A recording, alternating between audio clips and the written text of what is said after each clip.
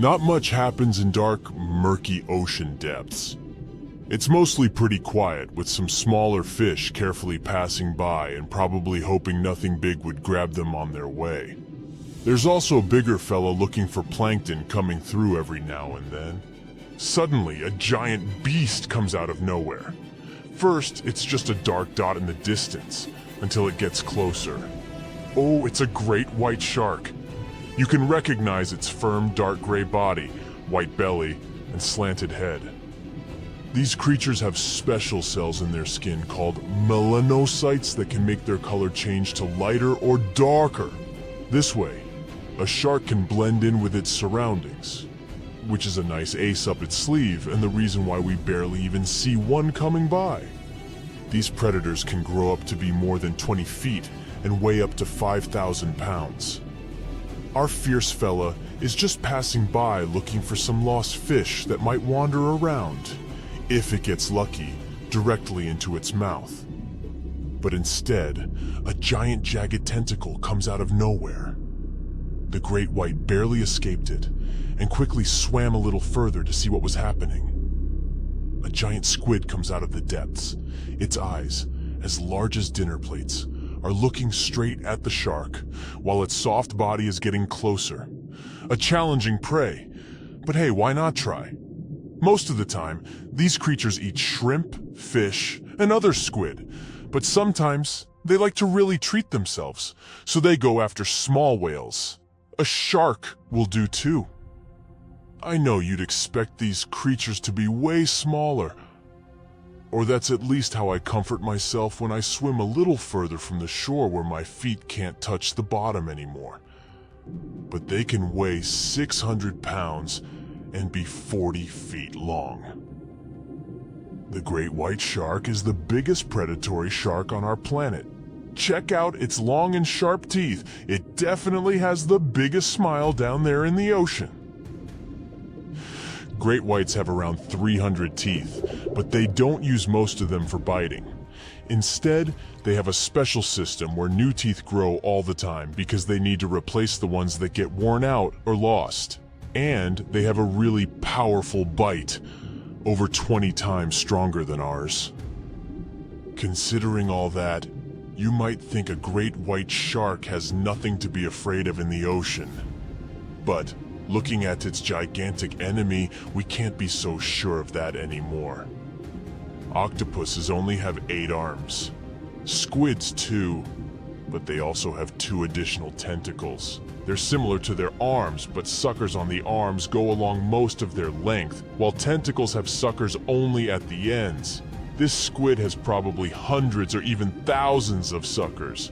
There are squids without these suction cups, but in that case, they have rotating hooks, or a combination where these two work together.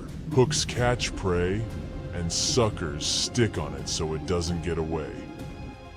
Squids have teeth too. Plus they have this special part called a radula. It's like a tongue, but with teeth on it. The teeth are tightly packed together and are difficult to remove. When food is passed to the radula, the teeth chew it into small pieces. This is important because squids have sensitive body parts near their throat, so they need pieces of their food to be very small. Their bite may not be as strong as the great white sharks, but it's still quite powerful. For instance, way stronger than a lion's. They also have glands that produce venom and use their beaks and radula to inject the venom into their prey or a creature that's coming after them. Wow, these squids are really equipped better than expected. And they're also way longer than the great white, which gives the squid more room to attack it with its long tentacles from a distance and seize it. Giant squids usually live at depths of 2,950 feet, while great whites prefer to stay at depths of about 650 feet. But we'll try to keep the competition fair. Let's say these two meet in a territory where water pressure won't hurt or bother any of these animals. The great white is circling around the squid. It moves a bit faster than the squid, Its swimming speed can reach 25 miles per hour when the animal is submerged, and it also has short bursts of speed when it can move at 35 miles per hour. Giant squids move at around 25 miles per hour. Just for comparison, an average human swims at 2 miles per hour. But with its length, the giant squid has more room to attack the great white shark with its long tentacles from a distance. They can stretch for 33 feet to snatch the prey. And look, it's really trying. But it ain't that easy. Not only is the great white big and fast, but it also has special sensors called the ampullae of Lorenzini. It's a good tool to detect prey and generally stay safe in the ocean. But the squid is definitely no joke. It has activated its special defense mechanism and released thick black ink. The great white is confused. The ink is like a smoke screen, which gives the squid enough time to get away. The shark can't see its opponent anymore. The squid is getting closer, and the poor great white has no idea from which direction. It's time for the final move. Even if the great white manages to catch the squid can detach parts of its body as a last resort to protect itself. It can lose up to 10 body parts, unlike sharks. These predators can't lose any essential body parts because they won't survive. And look, the squid finally latches onto the shark. Its suction cups and the sharp beak that can pierce its prey make it nearly impossible for the shark to escape. They both disappear into a cloud of ink, the great white shark in one of the rare fights it can lose, and the giant squid ready for new conquests across the ocean. Aren't giant squids perfect for scary stories? In legends, there are often battles between humans and sea monsters. In the past, Norwegian sailors shared stories about sea creatures they encountered during their ocean travels. Over time, these stories grew to include creatures that were like giant islands with arms. And let's not forget about the Kraken. It's a legendary sea monster from Scandinavian stories that looked like an island, which was how it would trick sailors. The spooky stories say the beast was using its long tentacles to grab ships and drag them to their doom. And do you remember Jules Verne's novel 20,000 Leagues Under the Sea, which describes an encounter between a ship and a giant squid? In real life, giant squids don't eat humans, and they're not particularly interested in going after ships. However, not all the stories about these creatures attacking ships are made up. There are some reports. For example, in the 1930s, something attacked a Norwegian tanker, the Brunswick, 3 times. And yes, it was indeed the work of a giant squid. Fortunately, the squid couldn't grip onto the ship's steel hull, so it ended up getting caught in the propellers. But even though everything was okay in the end, just looking at this gigantic monster trying to take your ship down to the bottom must have been terrifying. We can laugh at stories about the Kraken until we're out there on our own. In 2003, a giant squid came closer to a French yacht that was participating in a sailing race. It couldn't cause any harm, so it eventually gave up. So, for now, the idea of a giant squid taking down a ship or boat remains a fictional story, although they're certainly capable of trying. Okay, giant squids are big, but there's another creature from their family of cephalopods that can be even larger. It's called the colossal squid, and one that was found weighed 992 pounds, hundreds of pounds more than the giant squid, 606 pounds. And they can stretch their tentacles for up to 45 feet. More than 50 ships and 20 planes have disappeared in the Bermuda Triangle since the middle of the 19th century. This region isn't put on any paper map and is not an official region of the Atlantic. This massive water area is located not far from the southeastern coast of the US and still scares many sailors. But you aren't afraid and want to prove that there is nothing special in this place. You sail to the center of the Bermuda Triangle on a small fishing boat. You turn off the engine and wait. Several hours pass. The sun goes below the horizon. Night comes. You're about to return to the shore, but suddenly, it becomes too quiet. Then, you hear a splash of water. You look overboard and see hundreds of fish swimming to the surface. Something big scared them away. Something that comes straight from the depths. The next second, you notice big sparkling eyes and long tentacles reaching for the boat. It seems that one of the most terrible myths about the Bermuda Triangle turned out to be true. A huge squid dragging ships to the bottom. Stories about these squids appeared long before the emergence of the Bermuda Triangle myths. For centuries, sailors from Norway and Greenland told stories about a scary sea monster, the Kraken. In those stories, the Kraken broke the decks of ships with its giant tentacles and dragged them to the bottom. The approach of this creature is impossible to see since it's coming to you not from the side, but from below. But all these were just stories. Only in the 19th century, scientific evidence of the existing of these monsters appeared.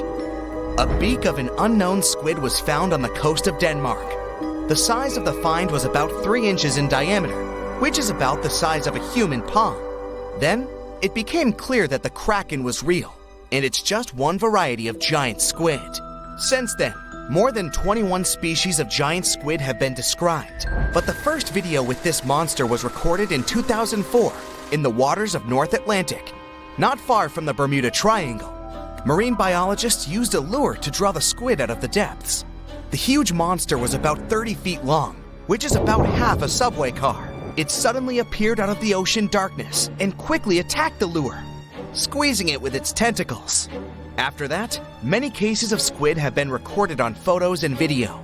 Huge squids were washed up on the shore, swam past ships. According to some records, the largest monster ever found was 59 feet long and weighed almost a ton. This is the size of a big bus.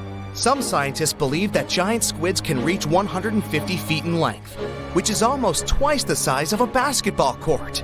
But the big size is not enough to sink a ship. The first thing that helps squids do this is the surprise effect. Squids come from the depths, which mean they can be seen from the deck, but the monster can see a boat from afar. It has the biggest eyes in the world. One eye is about the size of a basketball. The eyesight of a giant squid allows them to see prey in the Black Sea depths and from a big distance. Most sea creatures on the planet can't see in such conditions. So, the squid notices your ship and decides that it's food. It quickly approaches the boat and attacks with its tentacles. The squid has 8 limbs and 2 extra longer tentacles the monster uses to bring food to the beak-shaped mouth. The others are covered with dozens of suction cups filled with sharp teeth. Nothing can escape if the squid grabs it. The squid wraps its tentacles around your boat. With the teeth on each arm, it bites the deck. 2 long tentacles can grab you while you're running around in panic. The squid can rock the ship from side to side until one of its parts sinks in the water. You fight off 2 long tentacles and fall off your feet. The squid's 8 arms are squeezing stronger. You can hear the boat's hull cracking. The squid is big, but still can't sink a large metal object. Possibly, it couldn't have sunk huge ships that disappeared in the Bermuda Triangle. You see how the squid swims away into the depths. You're lucky this time, but you definitely wouldn't handle 2 such monsters. The existence of giant squids was proven more than 150 years ago, but people still don't know anything about them. The fact is that they are some of the most elusive creatures on Earth. They swim fast, spending most of their time at depths of 1,300 to 3,000 feet. To descend there, people need sturdy submarines and bulky equipment that create a lot of noise. The squid will notice them much earlier and swim away.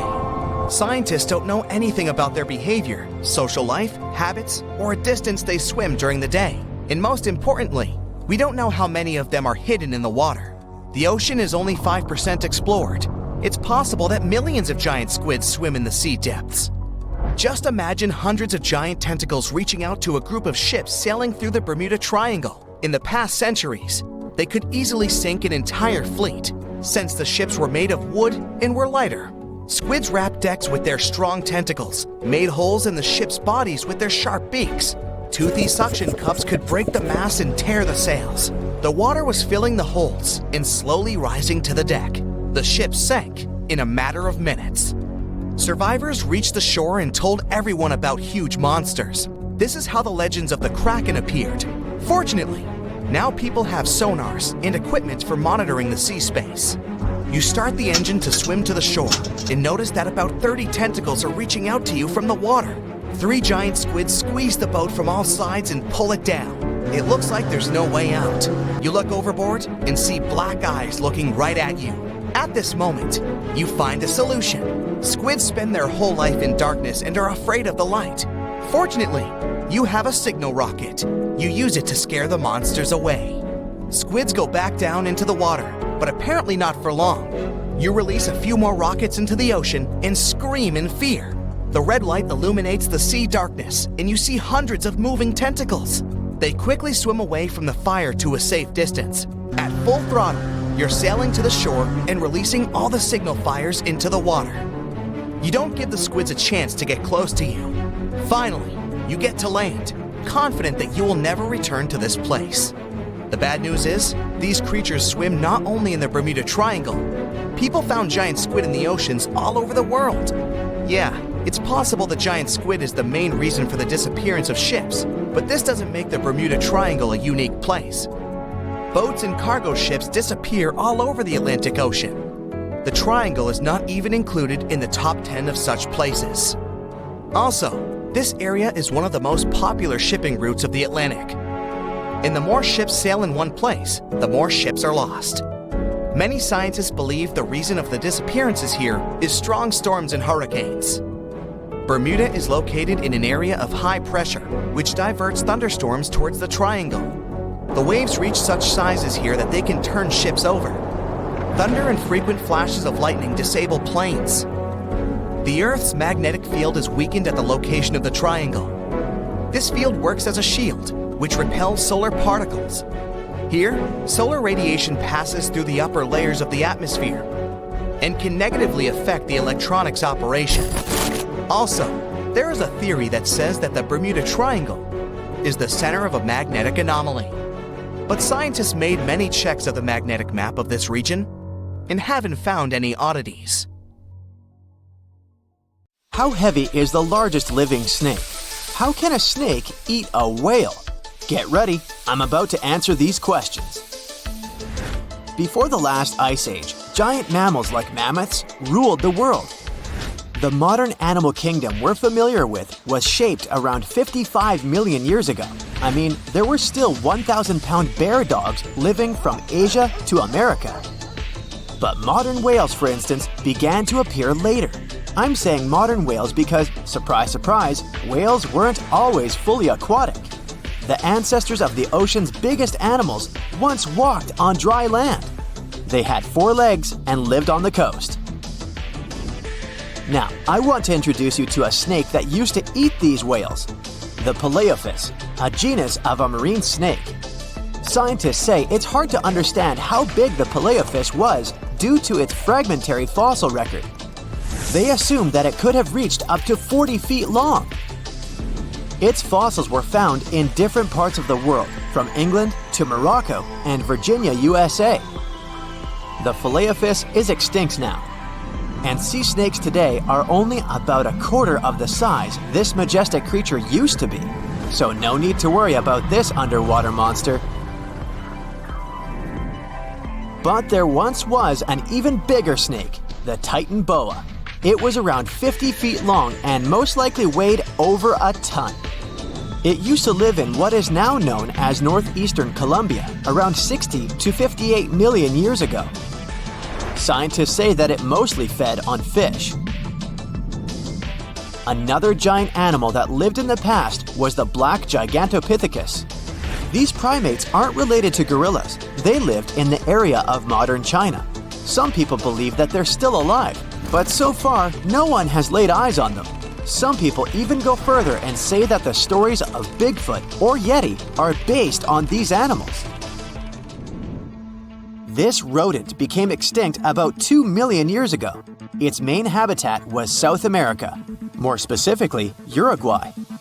What's astonishing about this species is that it was the largest rodent ever known. It was bigger than a bull. Scientists believe that it weighed up to 1,000 pounds. A distant relative of this rodent is still alive today. It's called the pacarana. It's a rare animal that lives in South America. It weighs up to 33 pounds and measures up to 31 inches, not including its cute and fluffy tail. The Arthropleura was an insect that lived in prehistoric times. Imagine a giant millipede measuring up to 8 feet in length. Here you go. It was one of the largest land animals of its era, about 315 million years ago. The Arthropleura's shell was covered with tough plates. These plates were there to protect the creature from damage. Most of the time, it burrowed into the ground to avoid becoming some other animal's dinner. Meet the Megalodon. Millions of years ago, this shark lived in the ocean and ate other marine creatures. It had wide teeth, and its jaws were so powerful that the animal could finish off its prey with the force of its bite. It was one of the largest sharks to ever exist. Yet, this predator also went extinct. Scientists don't really know the reason. This made me wonder why animals were so big in the past. Nowadays, smaller creatures flee or hide from predators. But apparently, it wasn't like this before. Many centuries ago, animals didn't just run or hide, they fought back. Research suggests that this behavior may have been the most important motivation for prey to grow bigger. A study compared the skulls of ancient animals to those of their modern peers. The skulls of predatory animals have become shorter and narrower, while the skulls of the animals they hunted have become longer and broader. This means that predators learned to become experts in hunting, while prey worked on developing their defense skills. You see, a larger body size was a great advantage because it made it harder for predators to take down the animals they hunted. The bottom line, self-defense made prehistoric animals larger. The second reason why ancient animals were larger is related to their bones. They had hollow bones, which are lighter than solid bones. This type of bone allowed large animals to move quickly. Let's take sauropods. They were a dinosaur subgroup. Sauropods had giraffe-like long necks and snake-like long tails. Compared to their body size, their head was really tiny. But since their bones were quite light, they could move around without having to carry additional weight. The eating habits of these animals were also related to their body size. When experts examined the fossils of one extinct mammal species, they found out that these animals had a diet that was high in nutrients and low in fiber. And this mammal was the largest land animal of its period. In other words, following this diet, mammals could grow to be very large. There was plenty of food out there, so they didn't have to worry about finding it. Fun fact, these animals also took chewing out of the picture. They could swallow their food in large pieces instead of taking small bites. Environmental conditions also played an important role in the evolution of larger animals in prehistoric times. Those animals tended to live in warm, moist climates that provided them with a lot of food. They didn't have to compete for food sources. Researchers believe that because of these conditions, natural selection worked in a certain way. I mean, body size was more important than such traits as agility and speed. Oh, and did you know that large animals tend to produce more carbon dioxide? And ultimately, a bigger volume of carbon dioxide increases the amount of vegetation in the animal's habitat. As for the abundance of oxygen in the atmosphere at that time, it could be another vital element for some animals' growth. A good but scary example of an animal that benefited from the high levels of oxygen can be the cockroach of the Paleozoic era. At that time, cockroaches were the size of modern house cats. Now this one would give me the chills if I ever faced it. Ugh. What about today? Well, there are over 3,000 species of snakes on Earth. The smallest snake in the world is the Barbados thread snake. It's only around 4 inches long when fully grown. And the largest one? It's the reticulated python. This snake reaches around 20 feet in length. The longest python was discovered in 1912. It measured 32 feet long. As for the largest and heaviest reticulated python, it was named Medusa.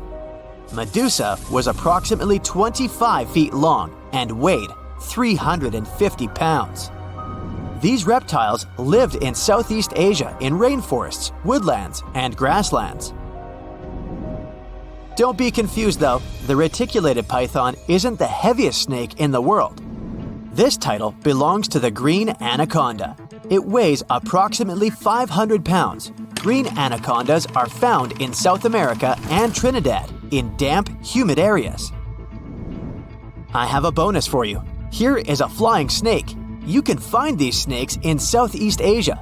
They don't fly like birds, of course, but they do use the power of flight. They can go as high as 300 feet. They leap from tree branches into the air. Once they take off, it's all about aerodynamics. Their main technique is flaring their ribs and pulling in their abdomens. While airborne, they undulate from one side to another and slightly up and down. This motion helps snakes to turn and glide. Why bother with all this if they can just crawl in an old-school way? Scientists aren't sure, but they believe it might be related to escaping from predators. This way, they move from one tree to another without having to get down to the ground. Every now and then, people discover fossils of animals that lived millions of years ago. These ancient discoveries continue to capture our imagination. Which of these animals would you like to see alive? There's a creature somewhere deep in the ocean looking for prey that would make Dracula himself proud. It's been around since before even the dinosaurs walked the earth. It has no bones or jaw, but it doesn't stop this underwater vampire from hunting. The name of this eel-like parasite is the Pacific lamprey. The English monarch loved this fish so much that he defied doctors' orders to stop eating lamprey flesh. He got sick every time he'd have the original gooey fish. But the lack of bones and the fact that this lamprey tastes like slow-cooked beefsteak made the royal fall in love with the fish once and for all. The product of this love was a chill in his aged body, some heavy sweating, and some other scary symptoms, which eventually took his life and interrupted his 35-year reign. The lamprey is way better at surviving, as it lived through at least 4 mass extinctions. Its ancient ancestors evolved over 450 million years ago. There are around 40 living species of lampreys still thriving across the world. The Pacific lamprey is just one of them. These creatures have cartilage instead of bones, and a third eye, which is a special light-sensing organ on the top of their heads. Instead of a regular jaw, they have a sucker mouth surrounded by teeth. It's perfect for latching onto prey and sipping up body fluids like underwater vampires. Once they pick a victim, they suction it, making a seal that's almost impossible to break. Scientists believe the Pacific lampreys don't munch on flesh. Female lampreys lay up to 200,000 eggs in nests that stay in fresh water for 3 to 4 weeks. Once the larvae hatch, they burrow into sediment and stay under the sand for up to a decade. When they hit their teenage years, these miniature Draculas re-emerge and migrate from freshwater all the way to the Pacific Ocean. This journey isn't the easiest, and it takes some changes to its appearance and physiology to adapt to a huge change in salinity. After several years, they go back to freshwater to reproduce. Pacific lampreys can use chemical clues released by their larval migrating pals to find their way.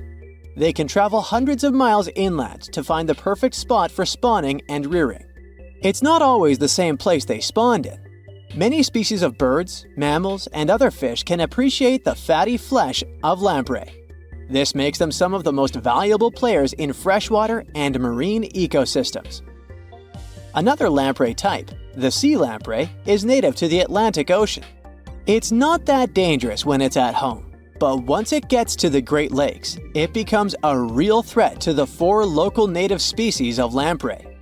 The sea lamprey is up to 4 times bigger than the lake species. It has unlimited food and spawning grounds, and no natural predators here, so it becomes cocky. It secretes an enzyme that doesn't let the blood clot. Once it attaches to some unsuspecting fish, it spends the next several months feeding off of it. And even if the fish shakes the lamprey off, it doesn't have long to live because the mark the predator leaves behind. Sea lampreys aren't interested in humans, but can accidentally latch onto a swimmer. It won't be fatal, but it's not the most pleasant sensation, and you need to get the spot of the impact disinfected. The Australian box jellyfish looks harmless, but it's considered the most venomous marine animal. Unlike other kinds of jellyfish that float with the current rather than swim, this creature can reach an impressive speed and choose its own direction. It has tentacles covered with tiny darts loaded with poison. People and animals that get unlucky enough to meet with those tentacles face some scary and sometimes even fatal consequences in a matter of minutes. Before you decide to never revisit the ocean, you should know that only a few out of around 50 existing species of box jellyfish have venom that is lethal to humans. There are some not-so-dangerous species living in warm coastal waters worldwide. And the most dangerous ones are in the Indo-Pacific region and northern Australia. A blue-ringed octopus spots a signature psychedelic color and the ability to take away your life. This cute-looking sea monster likes to spend its time in the soft, sandy bottom or shallow tide pools and coral reefs. It normally hides in underwater crevices, among shells or debris. If you disturb it, the octopus will activate its tiny color-changing organs and demonstrate its blue rings as a warning signal. The next step will be releasing a venom 1,000 times more powerful than cyanide. This venom is more toxic than that of land mammals. The octopus normally uses it to hunt crabs, shrimp, and small fish by pecking them with its beak and paralyzing them. There is no known antidote for the venom, so if you ever see this sea creature, the best you can do is to stay away from it. It bites without any pain, so you might notice when it's too late. The good news is that it's not aggressive and won't go after you unless it's cornered. The reef stonefish are masters of disguise in the underwater world that camouflage themselves on rocks, coral reefs, or just blend into the seabed. They thrive throughout tropical marine waters of the Indo-Pacific. Their invisibility superpower makes them especially dangerous to their prospective victims they ambush and swallow whole. If someone happens to disturb them, their 13 defensive dorsal spines stand on end and deliver a powerful venom punch. They say stonefish stings are extra painful and lead to scary consequences within minutes. They're called the most venomous fish in the world. If you don't do anything about it, the impact can be lethal. If you ever go diving in the Pacific Ocean, be careful not to pick up a cone snail from the seafloor. It has a beautiful shell made of brown, black, or white patterns. Like most other snails, it's slow, but it has a complicated system of seeking out prey. It likes to snack on fish, marine worms, or even other snails. Once a cone snail senses food is near, it activates a sharp proboscis, or a needle-like protrusion from its mouth. The attack is swift and super potent. The victim doesn't even have time to realize what happened to them. Once it's completely incapable of moving, the cone snail swallows it whole. Humans aren't on its menu, but it can still release the venom if someone steps on it or disturbs it. The proboscis can even penetrate gloves. Luckily, only several out of over 700 species of cone snails can take a human's life. But since there's no antivenom, you better not risk it. All 52 known species of sea snakes living mostly in the warm tropical waters of the Indian and Pacific Oceans are venomous. The beaked sea snake even has the title of one of the world's most venomous serpents, but it's one of the few kinds that can pose a real threat to humans. Sea snakes prefer a peaceful coexistence and would rather slither away than engage in any confrontations. If you ever see them in the water, staying calm and moving slowly will save your life. Sea snake bites, although almost painless at the moment, can have varying degrees of impact. Some may only cause mild symptoms, while others can lead to severe outcomes. Most bite reports come from accidental encounters, like someone freeing them from nets or unsuspecting beachgoers stepping on them. Blue dragons rarely grow larger than the size of a grape. They like to swim belly up, so their brightest blues blend in with the ocean waters. And the silver front faces down and camouflages with the darker seabed. Blue dragons feed on another dangerous sea creature and store up their stinging cells. Their venom lives on even after the fish itself is no longer alive. That's why you should be extra careful and never pick up or step on them on the beach. Now prepare yourself for some weird stuff. We're going to dive into the fascinating world of sea cucumbers, the squishy detritivores that are nature's very own recyclers. These exotic marine creatures might not be everyone's first choice for a pet, but trust me, they've got some unique talents that are worth talking about. Sea cucumbers are colorful little creatures with a digestive tract that's basically just a hole at either end. Their bodies are fat and squishy, covered in leathery skin. And guess what? They breathe through their butts. These amazing creatures have found a way to make the most out of every part of their body, few as they are. Now, you might be wondering what sea cucumbers do with their unique set of skills. Well, they play a crucial role in cleaning our planet's waters. They munch on all the debris found on the seabed and break it down internally, removing all the bad stuff in the process. It's like having little vacuums cleaning up the ocean floor. Believe it or not, sea cucumbers are in high demand in the kitchen too. They're harvested and traded in many countries. The Asian market, in particular, absolutely loves them. You can find them being sold cooked and dried under all sorts of fancy names. Or, if you prefer a more direct approach, you can just call them sea slugs. Now, here's the fun part. A dried sea cucumber can cost you up to a whopping $1,400 per pound. These squishy delicacies are truly worth their weight. But let's take a step back in time. The tradition of eating sea cucumbers goes way back, more than 1,000 years in Asia to be precise. And as demand for these curious creatures grew, so did the need to find them elsewhere. This led to overexploitation of local fisheries, causing sea cucumber stocks to diminish in many countries. Uh-oh, not good for our little sea cucumber friends. One of the most interesting examples of sea cucumbers is the pink see-through Fantasia. Not only does it look amazing, but it also has this great defense system, where it uses bioluminescence to scare off predators. Thankfully, some brilliant researchers around the world have decided to act. They're on a mission to breed sea cucumbers and replenish the depleted fisheries. They're also exploring how these creatures can be a reasonable food resource and help reduce the damage done by fish farming. In Scotland, for instance, where a team of enthusiastic students started a company for this particular purpose. Their goal? To figure out how sea cucumbers can absorb as much of the bad stuff they can in the water. They might just be the aquatic superheroes we've been waiting for.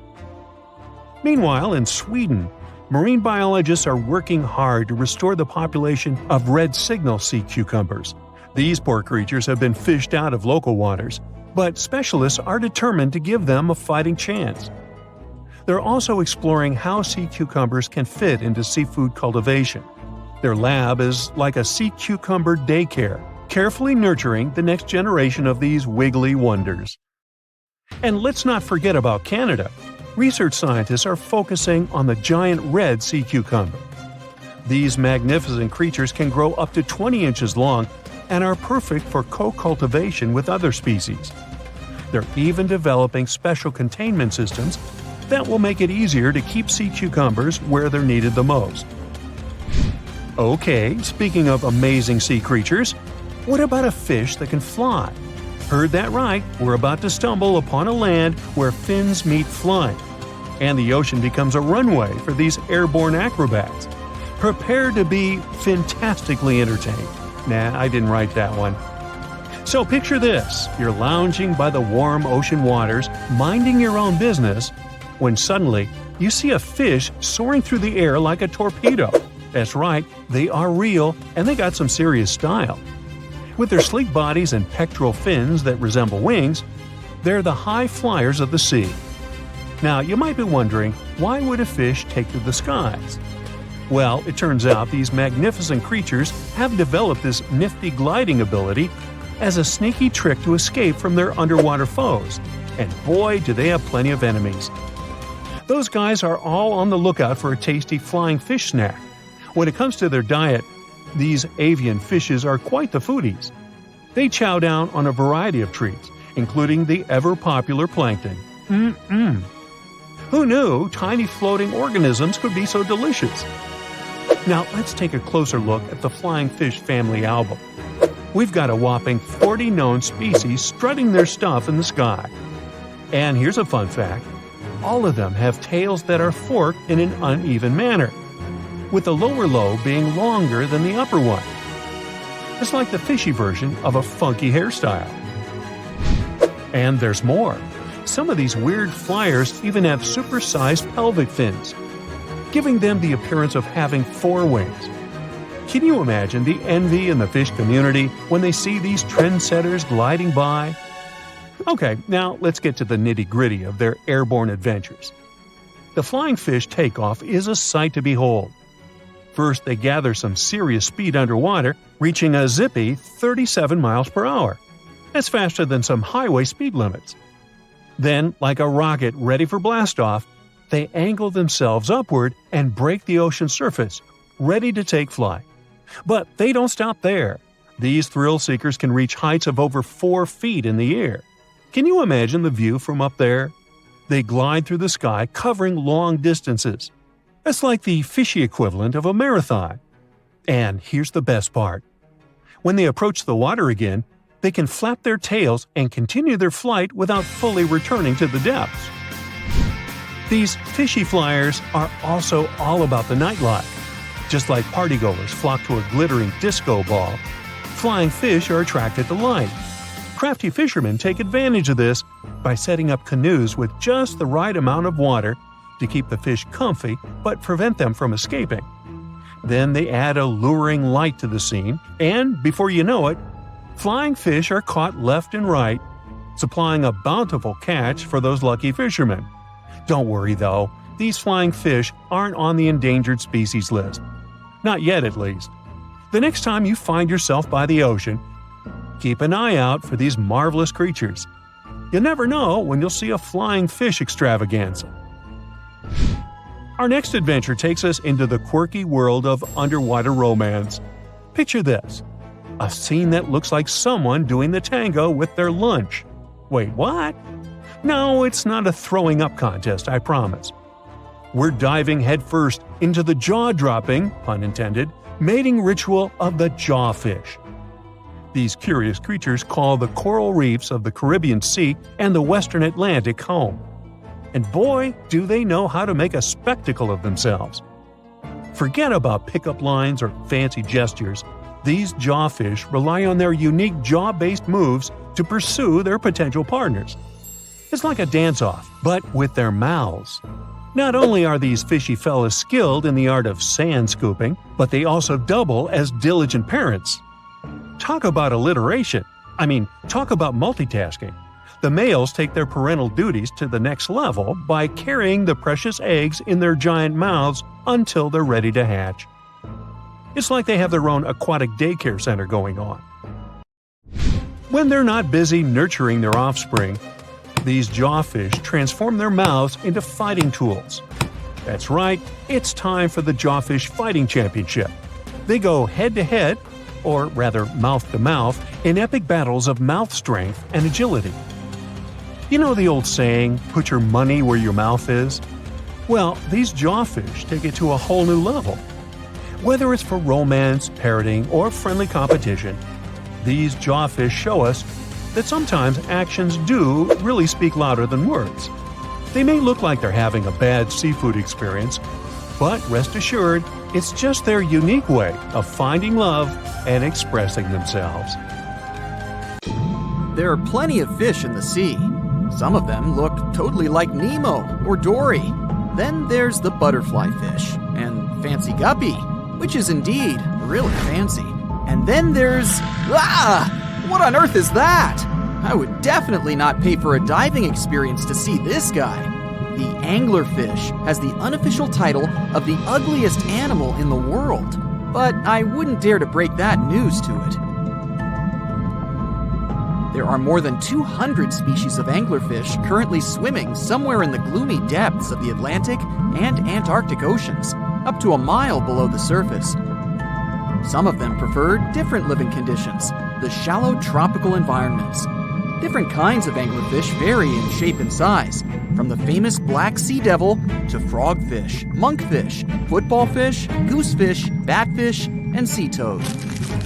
The larger ones can be half as long as a full-sized bed, but most are less than a foot long. Since the choice of meals where these guys live isn't that huge, they had to come up with a unique hunting strategy. They don't waste their priceless life energy on following prospective prey. Instead, they use a piece of dorsal spine that sticks above their mouths like a fishing pole, hence the name of the fish. There's a sac of bioluminescent bacteria that glows brightly in the dark at the end of that rod. The light lures prey, and all the anglerfish has to do is wait, and then enjoy its lunch delivered right to its mouth. Their bodies are pliable and huge, so they can easily swallow prey twice their size. Deep-sea anglerfish eat whatever they can find. Species that live in more shallow water aren't picky either, and can eat anything from shrimp to snails and small fish. Only female anglerfish have the cool fishing rod feature though.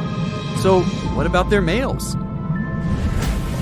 Finding a soulmate deep under the sea isn't that easy. I mean, literally, there's no light down there. Plus, there are frigid temperatures and low oxygen levels. Anglerfish can't afford to go on many dates in those conditions, so they mate for life. And before you go aw about it, I have to tell you, they do it in quite a special way. Male anglerfish are much smaller than their ladies. The contrast is so striking that when researchers first got interested in their love life, they thought those males were actually the offspring, or larvae, hanging out next to their moms. Certain anglerfish male species have receptors that alert them that there's a female nearby. After they mate, the male bites into his woman and stays attached to her head, belly, near her tail, and other areas he can access. While they morph together forever, the female fish gets the male's cells, DNA, and reproductive organs, but loses her immune response cells. The male gets free permanent housing and nutrition. Given the current real estate prices, it sounds like a dream. But that accommodation is shared by up to 8 males, and they can't move out if they ever feel like it. You're unlikely to meet this deep-sea fish in real life, but if you meet an anglerfish in your favorite video game, remember that you can easily outswim it and make it kinder to you with tranquilizing arrows. Once you befriend it, the anglerfish can be your scout and help you discover new areas with its bioluminescent pods. Back in the real world, down in the twilight zone of the ocean, about 650 to 3,300 feet down, the anglerfish isn't the only creature you're lucky you'll probably never meet. Many of the locals look like they come straight out of science fiction or horror movies, but that's because they had to adapt to this dark, deep world. I did my best to get you prepared for the creatures you're going to meet, starting with the common fangtooth. They spend most of their lives deep down, but at night, they move toward the surface to snack. These guys are more active than most other deep-sea dwellers. They don't wait for food to come their way, but actually follow it, and then get it with their long, hungry teeth. They don't have a built-in light bulb like the anglerfish, so they've developed a great sense of smell and use as much sunlight as they can get there in the depth to get around. Sometimes, even the shadow of a passing by prospective prey is enough for them to switch to action mode. And though they don't look too charming, they're completely harmless to humans if you ever run into one of these guys. Stoplight Loosejaw sounds like a great name for an alternative band, but it's actually another deep-sea resident with sneaky hunting habits. It has special light-producing photophores under each eye. They emit green and red light like a stoplight, hence the name of the fish. Unlike other fish, these guys hardly ever leave the twilight and midnight zones. Their lower jaw is a quarter of the total body length, and the stoplight keeps it open all the time, hoping to get some lunch. It looks like a ferocious predator, but mostly prefers zooplankton, with an occasional dessert of shrimp, krill, and fish. I'm sure you didn't expect to meet a hybrid of an eel and a bird, but here it is! The slender snipe eel has a beak, much like that of a bird with curving tips. The beak is equipped with tiny hooked teeth that the eels use to catch the antennae of delicious shrimp. And it sure is slender, stretching up to 5 feet and weighing only a few ounces. Scientists don't know all of this guy's secrets, since it's pretty tricky to study in their natural habitat. But it looks like they only produce offspring once in a lifetime, and then pass away. Glass squids like to take it easy in life, and literally go with the flow. They're filled with a solution which is lighter than water, so they don't have to make any effort to move around the deep sea, looking for food and partners. These creatures are transparent, so they blend into any landscape and don't even cast a shadow while moving. Talk about a great survival tactic. If danger finds it anyway, it can transform into a lumpy ball, pushing its head and tentacles into its mantle cavity. It can also release ink into the mantle and go from transparent to black. The same ink can protect it against hungry whales and seabirds. Another tactic they use to scare off predators is to activate their light-emitting organs around their eyes. I'm getting hungry. Maybe I can snack on this sea cucumber. Ouch, it's moving! So I guess it doesn't belong in a salad after all. These soft-bodied fellows live in all parts of the ocean, from shallow waters to the deep underwater world. Most of them slowly move around with their tiny feet, but some crawl around by flexing their bodies. Sea cucumbers can shed their internal organs when there's a predator approaching. Those sticky organs distract the intruder, and the happy cucumber moves on and just grows the organs back.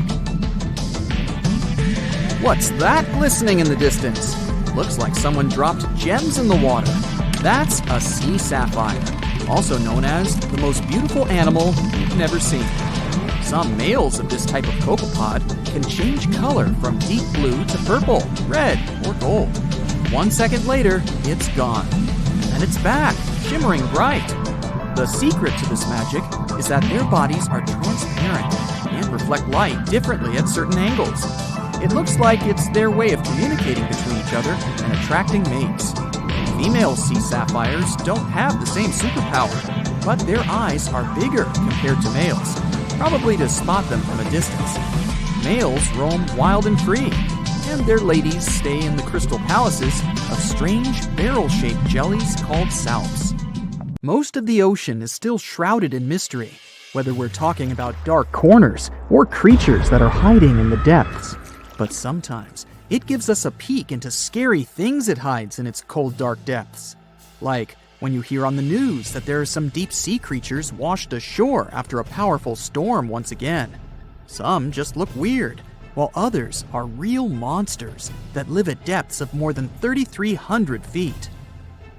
The coldest and deepest parts of the ocean have created one specific phenomenon called gigantism.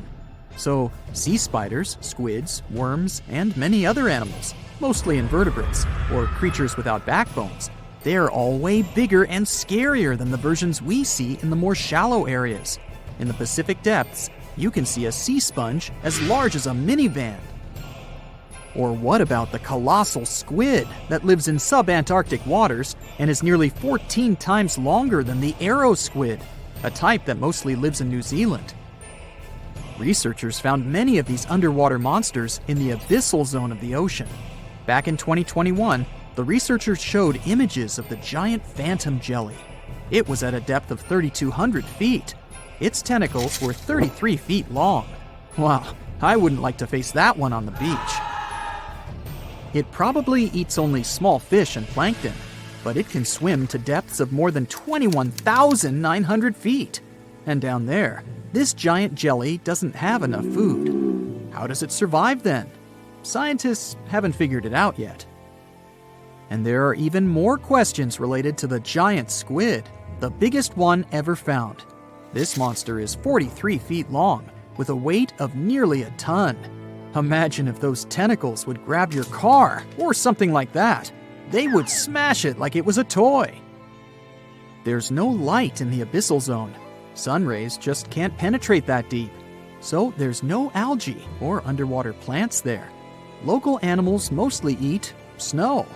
Marine snow is not like the regular one you build a snowman with. It consists of any small flakes or remains that fall from the surface of the ocean. Maybe even some leftovers that animals up there couldn't eat. So it's not much. But apparently, it's enough for very large creatures that hide deep down there, like giant squids. Squids that generally live at such depths don't bother going after their prey. They just wait until the poor animal swims right up to their long tentacles and falls into a trap. It may not be the best method ever, because not many animals will even swim into these dark, cold parts.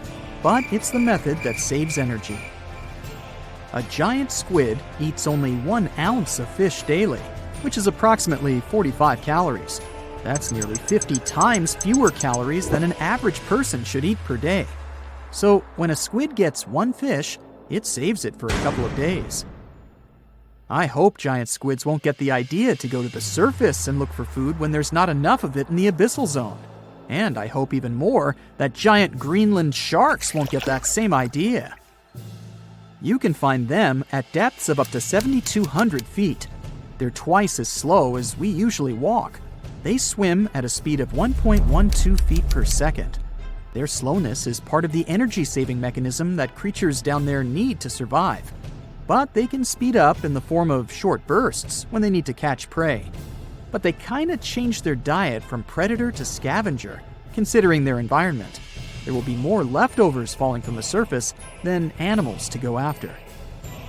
Greenland sharks grow just 0.4 inches per year, and they're mostly 20 feet long, which means they live for a very long time, sometimes up to 400 years. They also have a slow metabolism, and that's one of the main factors for their long life, too. Greenland sharks like to spend their time in cold waters. They're adapted to that, since their tissues have specific chemical compounds that prevent the forming of ice crystals all over their body. That means they have some sort of natural antifreeze. So what makes them so big? Scientists are still not sure, but some theories try to explain it. There's this thing called Kleiber's rule that says bigger animals tend to be more efficient. Just take a small fish and compare it to a whale with a mass hundreds of times bigger. The whale has a greater metabolism. It conserves energy more efficiently and loses less of it to the surroundings through heat. Moving on, bigger animals can ingest bigger prey. They're more likely to go through tough issues in their environment or defend themselves from predators going after them. Also, the body gets bigger when temperatures are lower. The Greenland shark is a perfect example. So are giant sea spiders. Sea spiders are generally common, and you find some very small ones at 0.04 inches. But in deeper parts of the Antarctic, they become 3-foot-long giants. They grow so big because the cold water has more oxygen.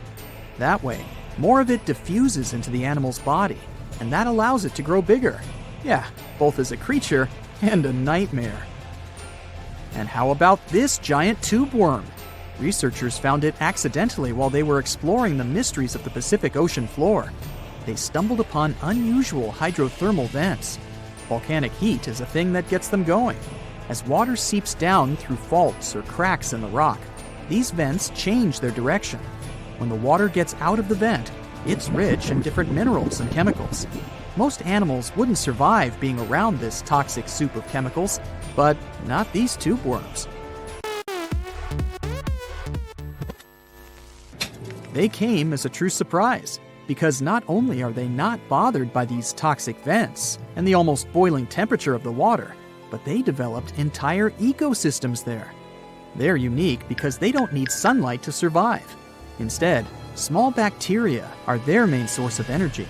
That bacteria gets their energy directly from these toxic chemicals. So it's not photosynthesis, but a process called chemosynthesis. And these tube worms don't have mouths. These bacteria live inside them.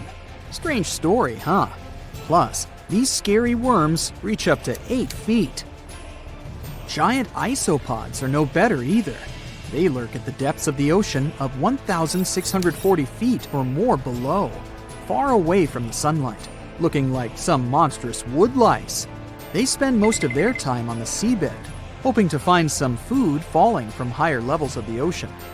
Check out their small hooked claws at the ends of their legs. Isopods use them to remain more stable while moving around the ocean floor. Since there's no light, they have long antennae that help them feel their way around. These sensory antennas are about half the length of their body. Giant isopods have pretty big eyes compared to their body size, too. They can grow over 12 inches from head to tail. And these fellas are really patient.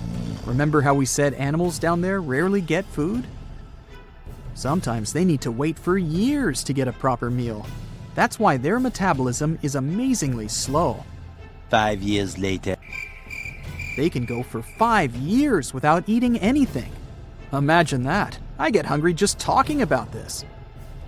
In 2006, a biologist did research to compare the differences between the shallows and the deep sea regions. He realized the deep sea mirrors the island rule. First, isolated parts of land develop biodiversity you won't find anywhere else. Second, small-bodied life there grows much bigger when it's isolated, compared to life on large land masses. Resources are limited, but also competition and predators. And we don't know much about these deep-sea creatures. It's too expensive and too complicated to carry out such research. So we'll just wait for more raging storms to show us at least part of the monstrous world cold ocean depths hide. Wanna high-five a sea creature? Well, put your hand up for the Tasmanian red handfish. This fish doesn't swim like a fish. It walks. It uses its flipper-like hands to stroll around on the ocean floor. These bottom walkers are disturbed by swimmers and boats a lot. Some people even want to take them home as pets.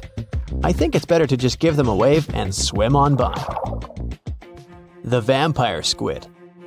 Its species name is Vampiroteuthis infernalis, which translates to vampire squid from hell. Oh yes, this vampire squid means to terrify everyone with its name. Its dark red color, its spikes at the bottom, and the scary fact that it can basically turn itself inside out. The vampire squid loves putting on a good show, but it's as harmless as a kitten is to humans. It's as if Dracula scared the pants off you, but he didn't have blood-sucking fangs. The vampire squid feeds on food particles from plants and animal matter floating near the ocean's surface. Since they're not predators, they need good defensive strategies, and their vampiric look is designed to ward off large creatures who want to eat them. Turning themselves inside out is a defensive mechanism since the spiky areas in the inner skin are more intimidating. They also shoot out a substance that does not have color, but is packed with bioluminescent particles to distract predators. The vaquita. Going out on a boat off the coast of Mexico sounds like the perfect vacation. The sun, the blue water, the most endangered sea creature. Wait, what? The vaquita isn't dangerous, but don't expect it to stick around to say hello or sign any autographs. It's incredibly shy. This little cow, that's what it means in Spanish, is one tiny sea mammal. With those black markings around its eyes, it looks more like a sea panda to me. Seeing one should make you feel very special. They're on the brink of extinction, mostly because they got caught by accident in fishing nets. It's estimated that there's only 10 left in the wild. The blue dragon. This little creature looks like something out of a kid's fantasy movie. It's called the blue glaucus, casually referred to as the blue dragon or blue angel. It can be found in many places, the Atlantic, Pacific, and Indian Oceans. It's kind of a mollusk and it only grows to be about an inch long. What you think is the back is actually the mollusk's bright underbelly. It regularly floats on its back so that its blue colors help it camouflage with the water's waves. The blue dragon isn't just pretty, it's also smart. It usually feasts on Portuguese man-o'-wars, also known as Physalia physalis. The blue dragon stores their stinging cells for later use, in essence, stealing their defensive mechanisms. When the blue dragon is threatened, it releases those stinging cells it stored, directing them at an enemy to sting them with more power than the Portuguese man-o'-war would have been capable of. As they can store a huge amount of stinging cells, they can be a threat to humans. So, if you find one, don't pick it up. It's best to admire it from a distance. The barrel-eye fish. If you ever wanted to have Superman's X-ray vision, Looking at the barrel-eye fish will make you feel like you gained that superpower at some point in your life without even realizing it. The barrel eye has a transparent head, so you can see how their eyes and brain look inside. This magnificent creature lives in the deep sea. This is the lowest level of the ocean, where strange creatures roam in near-freezing temperatures and constant darkness. They're exposed to water's pressure that's almost 1,000 times that of the surface. If the idea of the deep sea sends a shiver down your spine, stay tuned to learn about another of its creatures later on. The barrel-eye fish can be found in the Atlantic, Pacific, and Indian Oceans. You might be wondering, why oh why would a fish have a see-through head? And that would be a fair question. Since the species was discovered in 1939, it was believed that the fish's eyes were set to see straight ahead and couldn't move. So it was assumed that they had tunnel vision. Scientists Bruce Robinson and Kim Reisenbichler from the Monterey Bay Aquarium Research Institute recently discovered that the fish can move its eyes vertically to see through the top of its translucent head, thus noticing if there are predators or prey nearby. The transparent head also allows more light to enter so they can detect prey better. It's believed that the barrel-eye fish eats jellyfish and small fish species. If you dive in the ocean at night, you might be lucky enough to see how orange ball corallomorph blooms in the dark. But make sure to be quick because as soon as you turn on your flashlight to take a good look, it will retract its tubes back into itself. The megalodon. The whale shark isn't the biggest shark known to humans. If the entire shark species were a kingdom, the prehistoric megalodon would be the ruler of the sea. Megalodon roamed the ocean a long time ago. About 15.9 to 2.6 million years back between the early Miocene and late Pliocene eras. While they've long been extinct, people are still amazed to learn about these gigantic sea beasts. Megalodon could reach anywhere between 45 feet to 60 feet in length with jaws more than 6 feet wide. A fossil of a tooth that once belonged to a megalodon measured at 7 inches. Needless to say, I'm pretty stoked that these guys have long been extinct. But there's still some adventurers out there hoping to meet this monster one day. The Dumbo octopus. This adorable creature, or creepy creature, or however you want to see it, is officially called Grimpoteuthis. More casually, it's referred to as the Dumbo octopus, named after the Disney character. Though Dumbo, the elephant, not the octopus, was teased for his big ears, it's highly unlikely that this adorable octopus gets teased by its water neighbors. They are the deepest living octopuses, living in the deep sea, and you know how scary that place is. They're only about 8 inches tall and spend their days hovering just above the seafloor eating snails, worms, and other food they find in the current or near ocean vents.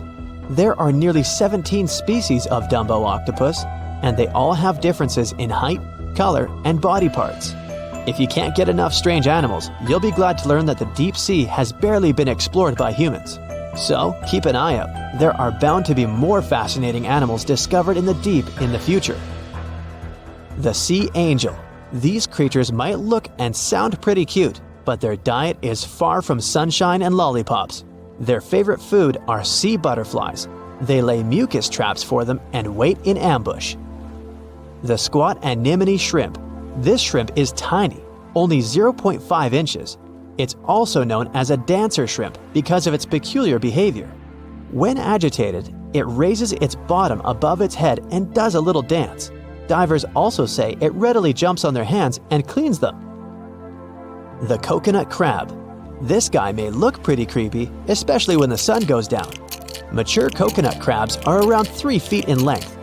Their preferred foods are coconuts, but they can also hunt down lizards and even large birds.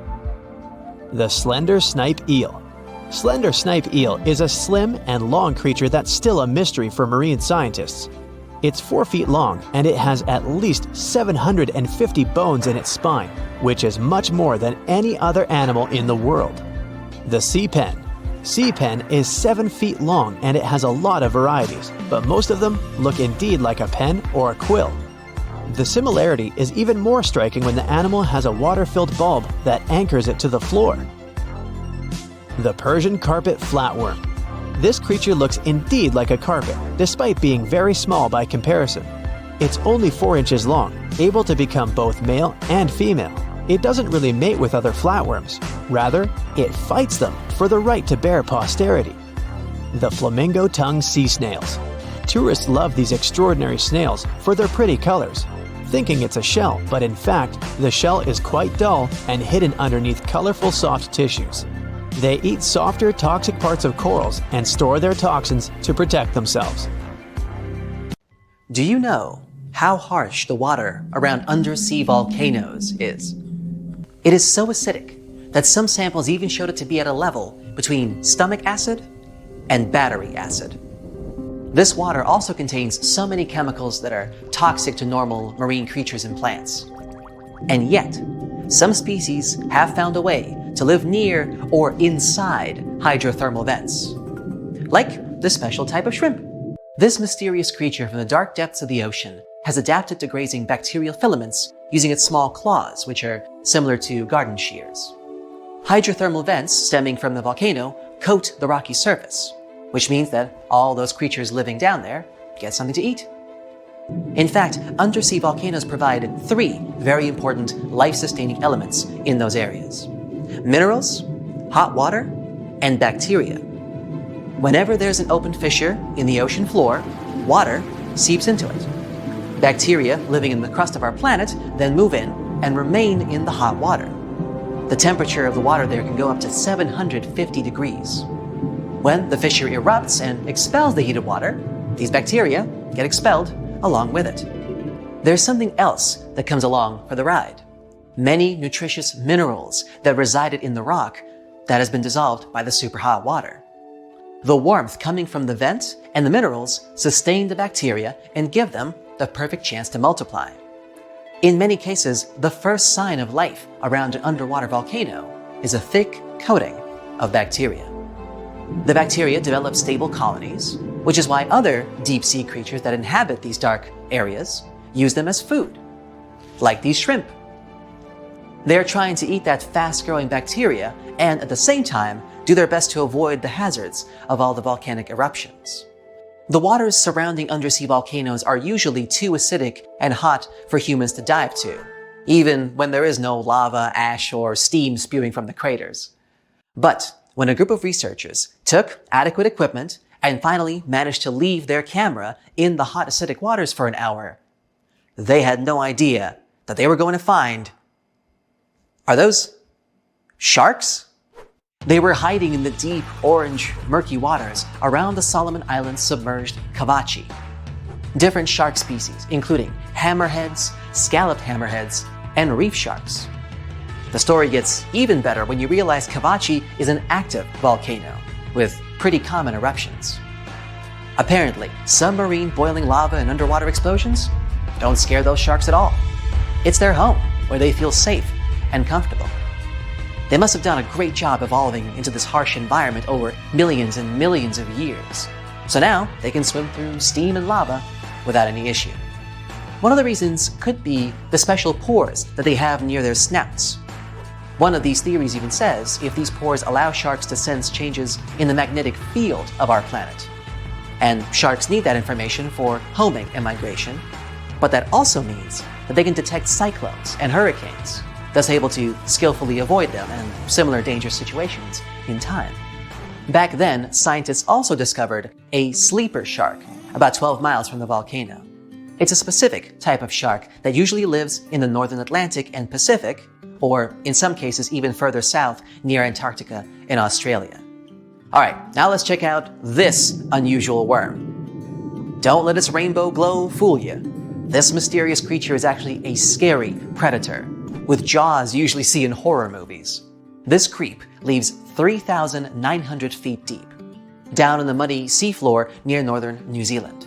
A team of researchers took a 3-week expedition throughout deep-sea areas in the volcano-rich Kermadec Ridge. This enormous area included 3,800 square miles of canyons, continental slopes, mountains, and hydrothermal vents, parts where undersea volcanoes release gases and hot water. And that's where they found this thing. There are 10,000 species of these worms in the oceans. Most of them have tails and segmented bodies, but they usually look pretty different from one another, depending on the area where they live. There is also a tube worm, which we also call the Pompeii worm. This type lives in hydrothermal vents deep down on the ocean floor. The temperature down there sometimes goes over 140 degrees. Up next, we got a snaggletooth dragonfish. A team of researchers found these tiny critters in underwater volcanoes near the coast of Sydney. It's a black fish with translucent fangs that looks way scarier than most fish you'd see close to the surface because it lives in warm, acidic water near undersea volcanoes. Humans rarely get to see these deep-sea fish. All right, how about a lobster? The Uroptychus squat lobster lives in depths of up to 4,600 feet, mostly somewhere around deep-sea coral.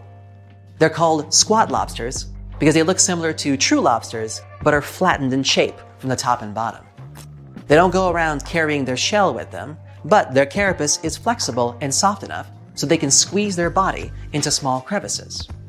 When they do this, they leave their long, sharp claws exposed so they can keep unwanted visitors away. It's hard and dangerous to directly go into dark ocean depths and study underwater volcanoes, so researchers came up with a new way to do it. They study deep-sea coral. As they develop, the skeletons of black corals contain a record of the noble gases in seawater. This helps scientists collect information on volcanic activity near these corals. Check out these unusual yellowish creatures known as snake stars.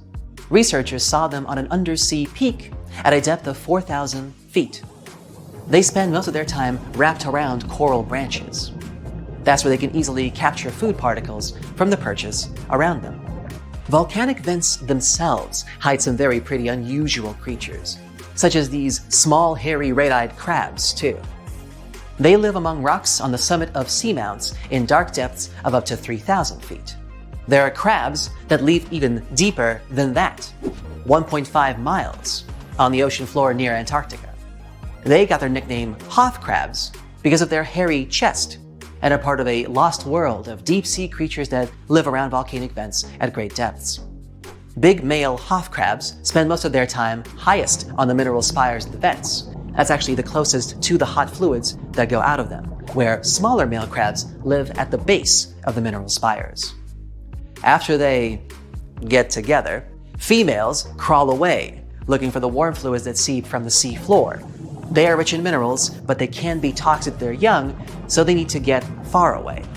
This way, female crabs move to a safe place and hide from the potential predators, like seven-armed sea stars and big sea anemones. Wow, the cavalcade just never ends, huh?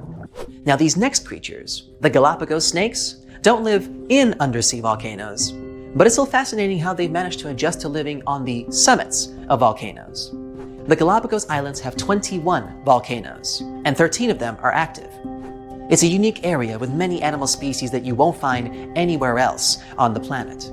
A wide variety of iguanas, tortoises, lizards, geckos, seals, birds, and sea lions, and snakes that decided to inhabit volcanoes.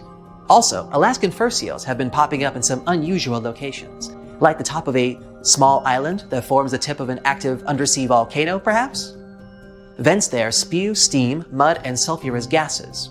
Their surface is covered with huge rocks that exploded out of the vent a couple years ago. This place doesn't look that hospitable, but northern fur seals obviously wouldn't agree. Maybe because there's so much food around this island, like squid and northern smooth tongue, a deep water fish. Because of the ease with which they can gather food, it's much easier for them to take care of their young. And check out this giant woolly rat. It lives in the rainforest that surround the extinct volcano called Mount Basavi. Its crater is 2.5 miles wide. There are high walls around the volcano, and at first glance it seems like nothing interesting has been going on here, except for some unusual creatures, like this large fluffy animal that kind of looks more like a beaver than a regular rat. It's 32 inches long from nose to tail and weighs 3.5 pounds, and is one of the largest rats in the world. They have a silver-gray coat, and researchers think that they build their nests underground. These rats eat roots and leaves. This extinct volcano is in New Guinea, which is known for its over 70 species of mice and rats. So these woolly rats have obviously adjusted through generations and evolved to live in these unpleasant conditions.